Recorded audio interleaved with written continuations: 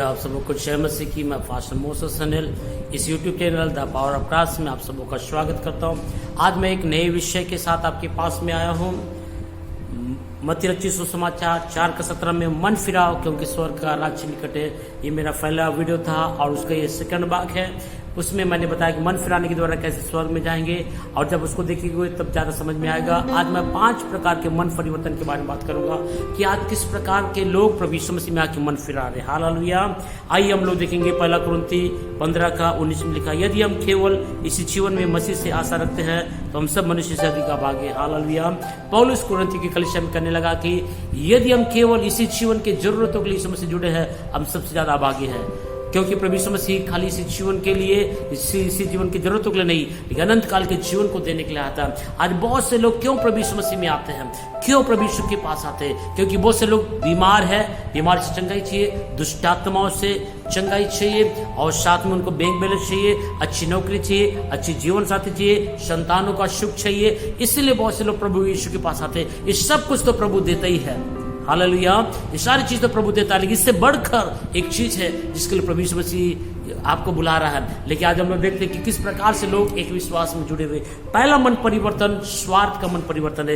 यदि आप लोग देख सकते हैं निर्गमन का पुस्तक 5:2 और निर्गमन का पुस्तक 8:8 में मैं आपसे कहना चाहूंगा, तब फिरौन ने मूसा और अरुण को बुलाकर कहा, यहोवा से विनती करे कि ये सारी विपत्तियां हमारे देश से दूर हो जाए। हालेलुया। आप देख सकते हैं कि निर्गमन के पुस्तक में 10 महाविपत्तियों को परमेश्वर ने मिस्र देश के ऊपर भेजा, क्योंकि वहां के लोगों ने परमेश्वर के विरोध में पाप किया, परमेश्वर की प्रजा के ऊपर में के शासन किया, उनको गुलाम बनाया, और साथ में परमेश्वर के लोगों को आराधना करने तक का समय नहीं दिया। इसलिए परमेश्वर ने मूसा और अरुण को 10 विपत्तियों को वहां भेजा। जब जब समस्या उस देश में आया, तब तब वहां का राजा डर के कहने लगा कि प्रभु के दास मूसा को बुलाओ, हारून को बुलाओ, हमारे लिए प्रार्थना करेगा। जब जब समस्या आ जाते थे वो फिर कठोर हो जाता था, हमको प्रभु का दास की जरूरत नहीं है, और ना तो प्रभु का जरूरत है, और ना तो मैं इनको जाने दूंगा। तो फिर से बड़ी समस्या उस देश में आता था। ये पहला मन परिवर्तन। जब जब समस्या हमारे जीवन में, तब तब हमको यीशु मसीह चाहिए, जब समस्या नहीं तो हमको प्रभु नहीं चाहिए। ये पहला मन परिवर्तन है। स्वार्थ का मन परिवर्तन है कि समस्या में प्रभु, समस्या नहीं तो नहीं। आज भी बहुत से लोग चर्च में इसलिए समस्या का समाधान होते तक चर्च में दिखेंगे, समाधान खत्म तो प्रभु को छोड़ के चले जाएंगे। दूसरा मन परिवर्तन हम लोग देख सकते हैं दानियल का पुस्तक 3:1 से लेकर 11 और 29 को जब आप देखेंगे तो नबूकदनेस्सर नाम का राजा था, जिसने 60 हाथ एक सोने का मूर्ति बनाया और 6 हाथ चौड़ा था, और उसकी एक इच्छा थी कि इस मूर्ति की आराधना मेरे शासन के क्षेत्र के सारे लोग आके उसकी आराधना करें। जब इसे 60 हाथ ऊंचा और 6 हाथ जब छोड़ा सोने का मूर्ति बनाना तैयार हुआ, तब उसने क्या किया, यहाँ पर लिखा है, अधिकारी को, हाकिमों को, गवर्नर को, जजों को, खजांचियों को, न्यायी और शास्त्री सबों को बुलाया, और उसकी प्रतिष्ठा के लिए सभी देश देश के लोगों को बुलाकर कहा, देखो मैंने एक मूर्ति को बनाया है, और इसकी आराधना में वीणा, सारंगी और नाना प्रकार के वाद्य यंत्र बजाए जाएंगे, और सब लोग मुंह के बल गिर के इस ईश्वर की दंडवत करें, और जो इसकी आराधना नहीं करेगा मैं उसको आग की भट्टी में डाल दूंगा। एक आदेश निकाला, क्योंकि वो चाहता था कि जिस ईश्वर को वो मानता है सारी दुनिया उसको माने, वो चाहे उसको जाने या ना जाने, उसको मानना ही है। एक दबाव के साथ में आराधना कराना चाह रहा था, और जब तरह तरह के वाद्य यंत्र, वीणा, सारंगी सब कुछ बजाने लगे, सबके सब मुंह के बल गिरे और उस मूर्ति की आराधना करने लगे। पर वहां 3 ऐसे लोग थे जिन्होंने उस मूर्ति के सामने अपने आप को नहीं झुकाया, शद्रक, मेशक, अबेदनगो। ये तीनों ने आराधना नहीं करने के कारण कुछ लोगों ने जाके चुगली किया, ये राजा तूने तो आदेश निकाला इस मूर्ति की आराधना नहीं करेंगे तो उसको आग के भट्टा में डाल दिया जाएगा। और यहाँ 3 ऐसे पुरुष है जिन्होंने आपकी बातों की परवाह ना करते हुए, हालेलुया, उन्होंने इसकी आराधना ना किया।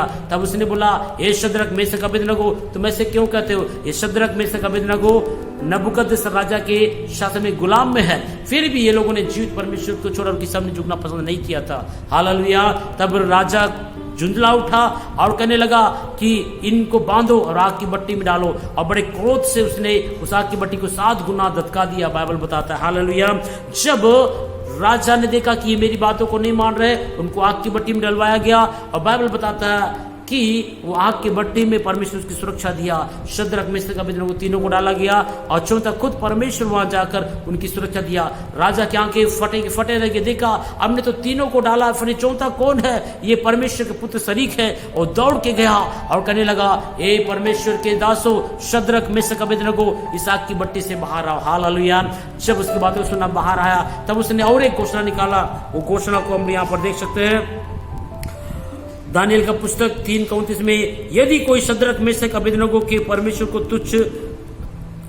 परमेश्वर की कुछ निंदा करे, वहां टुकड़े टुकड़े किया जाए और उसका घर घूरा बनाया जाए। हालेलुया। ये दूसरा आदेश था, यदि कोई भी शद्रक मेशक अबेदनगो परमेश्वर को कोई भला बुरा बोले या तुच्छ जाने, उसको टुकड़े टुकड़े किए जाए, उसके घर को घूरा बनाया जाए। हालेलुया। यहाँ दो प्रकार के देख सकते हैं। जब वो प्रभु को नहीं जान रहा था, अन्य जाति अवस्था में भी एक गुंडा स्वभाव था, एक क्रोध स्वभाव, हत्या करने का स्वभाव उसके अंदर में था। और बोला कि कोई भी मेरे ईश्वर जिसको मैंने बनाया आराधना नहीं करेगा तो मैं उसको क्या करूंगा, आग के भट्टी में डलवा दूंगा। और जब उसको डलवा दिया, प्रभु ने वहां बचाया। फिर उसका तुरंत मन परिवर्तन हो गया। शद्रक मेशक अबेदनगो के ईश्वर पे उसका विश्वास आ गया। बोला कि इनके ईश्वर सच्चा है जो इनको आग की भट्टी से बचाया। आज से शद्रक मेशक अबेदनगो ईश्वर की सब आराधना करेंगे। अगर कोई उसके ईश्वर को भला बुरा कहे या तुच्छ कहे तो हम उसके टुकड़े टुकड़े करेंगे। देखिए, प्रभु को जानने से पहले गुंडा स्वभाव और प्रभु को जानने के बाद ये गुंडा स्वभाव। आज भी बहुत से ऐसे विश्वासी है, मसीह में आने से पहले कई प्रकार का हत्या, गुंडा स्वभाव, बदला और पलटा लेने का स्वभाव। मसीह में आने के बाद भी गुंडा और बदला और हत्या करने का स्वभाव है। ऐसा मन परिवर्तन सही मन परिवर्तन नहीं। हालेलुया। और हम देख सकते हैं तीसरा प्रकार का मन परिवर्तन को हम देख सकते हैं। तीसरा प्रकार का मन परिवर्तन हम लोग यहाँ देखेंगे, हेरोद राजा के जीवन से हम लोग देख सकते हैं। मरकुस रचित सुसमाचार 6:18-20 मैं पढ़ूंगा, आप लोग ध्यान से सुनेंगे। क्योंकि यूहन्ना ने हेरोदेस से कहा था, अपने भाई की पत्नी से को रखना तुझे उचित नहीं, इसलिए हेरोदेसिया उससे बैर रखती थी और यह चाहती थी कि उसे मरवा डाले, परंतु ऐसा ना हो सका, क्योंकि हेरोदेस यूहन्ना को धर्मी और पवित्र पुरुष जानकर उसे डरता था, उसे बचाए रखता था और उसकी बातें सुनकर बहुत घबराता था, पर आनंद से सुनता था। हालेलुया। या हेरोद राजा का मन परिवर्तन को देख सकते हैं। ये मन परिवर्तन है, आधा संसार भी है, आधा प्रभु स्वार्थ का मन परिवर्तन है। हालेलुया। आज भी बहुत से लोग चर्च में आते, कई प्रकार के विश्वासी है। दो प्रकार के विश्वासी, संसार भी चाहिए, प्रभु भी चाहिए, संसार की अभिलाषा भी चाहिए, परमेश्वर के वरदान और आशीष भी चाहिए। इस प्रकार के लोग हैं। यहाँ हम लोग हेरोद राजा के जीवन में देख सकते हैं। हेरोद राजा यूहन्ना बपतिस्मा देता को बहुत आदर करता था, क्योंकि यहाँ लिखा है कि यहाँ लिखा है, यूहन्ना ने हेरोदेस से कहा था, अपने भाई की पत्नी को रखना तुझे अच्छा नहीं है। ये प्रभु का दास हेरोद राजा से कहा, ये राजा तुझे अच्छा नहीं कि तू अपने भाई की पत्नी को अपनी पत्नी बना, यही पाप ऐसा करना तुझे अच्छा नहीं है। इसके कारण उसकी पत्नी जो थी हेरोदेसिया, वो यूहन्ना से बैर करती थी, उसको मरवा डालना चाहती थी। लेकिन यहाँ हेरोदेस परमेश्वर का दास यूहन्ना को बहुत मानता था। वहां पर उसके बारे में लिखा है, हेरोदेस यूहन्ना को धर्मी और पवित्र पुरुष जानकर उससे डरता था। तो धर्मी और पवित्र यूहन्ना को जानकर उससे डरता था और उसे बचाए रखता था, उसकी बातें सुनकर घबराता था और आनंद से प्रभु का वचन सुनता था। हालेलुया। ऐसे भी बहुत से विश्वासी मिलेंगे। आज पास्टर को बहुत अच्छा समझते हैं, आदर करते हैं, खिलाते खिलाते हैं और क्या करते हैं, और प्रभु के दास का वचन भी सुनते हैं और उसको आदर भी करते हैं, लेकिन दूसरों की स्त्री को अपनी पत्नी बनाना नहीं छोड़ते। हालेलुया। आज भी बहुत से ऐसे विश्वासी है, आज पराये स्त्रियों को अपनी शारीरिक लालसाओं में फंसा के पाप भी कर रहे, चर्च में आके आराधना भी कर रहे, प्रभु का वचन भी सुनते हैं और संसार की अभिलाषाओं को पूरा करते हैं। ये तीसरे प्रकार का मन परिवर्तन भी है। आज बहुत से लोग चर्च में आते हैं, इसलिए मैं कई बार कहता हूँ, चर्च के अंदर आने वाले लोग सब पवित्र नहीं है। कई व्यभिचारी लोग हैं, जुआड़ी लोग हैं, मंदारी लोग भी है, नाना प्रकार के बुरे कामों में फंसे हुए लोग हैं। ये लोग स्वर्ग के राज्य में नहीं जाएंगे। हालेलुया। संसार की अभिलाषा भी चाहिए, प्रभु भी चाहिए। ये तीसरे प्रकार का मन परिवर्तन को हमने देखा। आइए हम लोग चौथे प्रकार के मन परिवर्तन को देखें, चमत्कार को नमस्कार। अगर मुझसे भी बड़ी शक्ति दिखेगा तो हम उसके सामने झुक जाएंगे। वो सही है या गलत हमें नहीं मालूम है, हम इसको जानने की भी कोशिश नहीं करते। हालेलुया। और यहाँ पर देख सकते हैं, प्रेरितों का पुस्तक 8:19-24 को जब आप पढ़ेंगे, समोन नाम का एक जादूगर था जो जादू टोना करके सामरिया के लोगों को चकित किया था। हालेलुया। समोन जादूगर सामरिया देश के सारे लोगों को जादू टोने की शक्ति के द्वारा चकित किया। सारे लोग उसको एक बहुत बड़ा आदमी समझते थे, बहुत ही एक पावरफुल आदमी समझते थे और उसको पीछे चलते थे, उसका अनुसरण करते थे। वहीं पर फिलिप्पुस नाम का एक प्रभु का दास आया और प्रभु के वचन से जब सुसमाचार सुनाया, क्या स्त्री क्या पुरुष सबके सब मन फिरा है और बपतिस्मा लेके प्रभु के दास के पीछे चलने लगे और उसके जीवन के चमत्कारों को देखकर उसके पीछे चलने लगे। तब यहाँ पर हम लोग देखते हैं शमौन जादूगर ने भी मन फिराया और प्रभु के दास के हाथों से बपतिस्मा लिया। प्रभु के दास फिलिप्पुस के साथ जुड़ के सेवकाई में भी लग गया। हालेलुया। एक बहुत बड़ा जादूगर, एक चमत्कार करने वाला, बड़े बड़े अद्भुत काम करने वाला जादूगर, उससे भी बड़ी शक्ति को जब देखा उसने मन फिराया और प्रभु के पीछे चलने लगा प्रभु के दास के साथ में। एक बार की बात है जब सामरी देश के सारे लोगों ने प्रभु यीशु मसीह पे विश्वास किया और वहीं पर पतरस और यूहन्ना को भेजा कि वहां के लोगों के लिए प्रार्थना करी, वो पवित्र आत्मा का वरदान पाया। जब पतरस और यूहन्ना सामरिया में आए और सारे विश्वासी प्रार्थना की, सबके सब पवित्र आत्मा से भर रहे थे। इस नए चमत्कार को और इस नए अद्भुत अभिषेक को शमौन जादूगर ने देखा कि ये क्या बड़ा चमत्कार है। यीशु के नाम से बीमारों पर हाथ रख रहे, वे चंगे हो रहे हैं। हालेलुया। ये तो अद्भुत अभिषेक है, ये अभिषेक मुझे भी चाहिए। उसने क्या किया, पतरस और यूहन्ना के पास कुछ रुपये इसके पास ले जाकर कहा, ये पैसे तुम रख लो, लेकिन मुझे भी ये वरदान दो कि मैं भी लोगों पर हाथ रखूं और वे चंगे हो जाए। तब पतरस ने कहा, इसमें ना तो तेरा हिस्सा है ना तो इसमें तेरा भाग है। मैं देखता हूं कि तू पित्त की सी कड़वाहट और अधर्म के बंधन में पड़ा हुआ है। हालेलुया। आज हम लोग देखते हैं ये प्रभु का दास चमत्कार को अपने जीवन में लिया लेकिन मन नहीं फिराया, इसके जीवन में कोई परिवर्तन नहीं था। हालेलुया। तब पतरस ने उसके जीवन में देखा, मैं तेरे अंदर देखता हूं कि अधर्म के बंधन में और पित्त की से कड़वाहट में तू है। हालेलुया। आज भी बहुत से लोग यीशु के बड़े बड़े चमत्कार को देखकर बोलते हैं यीशु सबसे बड़ा प्रभु है, बड़ा बड़ा चमत्कार करता है, वही अच्छा प्रभु बोल के आते हैं, लेकिन उनके जीवन में कोई परिवर्तन नहीं आता। जिस प्रकार जादूगर शमौन जादूगर जो यीशु मसीह के पास आया, विश्वास भी किया, लेकिन उसके जीवन में कोई परिवर्तन नहीं आया। हालेलुया। चमत्कार को देख के भी बहुत से लोग चर्च में आते हैं, लेकिन उनके जीवन में कोई परिवर्तन नहीं आता। ये चौथा प्रकार का परिवर्तन है। चमत्कार को नमस्कार ना कीजिए, लेकिन उसके अंदर में क्या सच्चाई उसको जानिए और सत्य के अनुसार अपने जीवन को परिवर्तन कीजिए। और पांचवा सबसे सच्चा मन परिवर्तन के बारे में आज आपसे कहना चाहूंगा। हालेलुया। लूका रचित सुसमाचार 7 का 33 से 48 पढ़ेंगे तो वहां लिखा है, फरीसियों के घर पापनी स्त्री। हालेलुया।